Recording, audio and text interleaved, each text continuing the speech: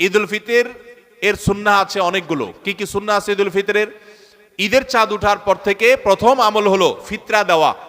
পরিবারের সবার তরফ থেকে গরিব অভাবী লোকদের কাছে, আপনার পরিবারে 5 জন হলে 5 জনের পক্ষ থেকে ফিতরা আপনি খাবার পৌঁছে দিবেন গরিবের বাসায়। এটা হলো প্রথম আমল।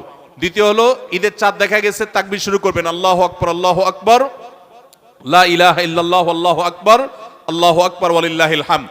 বেশি বেশি করে পড়তে থাকবেন। এটা পুরুষ হোক নারী হোক সবাই, পুরুষ একটু জোরে জোরে, মহিলা একটু আস্তে আস্তে।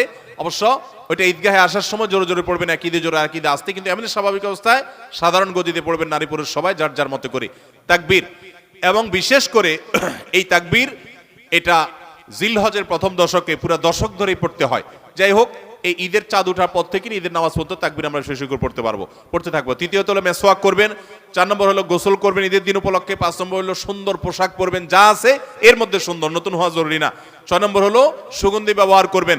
7 নম্বর হলো আপনার খেজুর খেয়ে তারপরে ঈদগাহে আসবেন, খেজুর খেয়ে মিষ্টি মুখ করে ঈদুল ফিতর ঈদগাহে আসবেন। এরপরের সুন্নাত হলো যে রাস্তায় ঈদগাহে যাবেন আরেক রাস্তায় ঈদগাহ থেকে ফেরত যাবেন। এগুলো হলো ঈদের সুন্নাহ।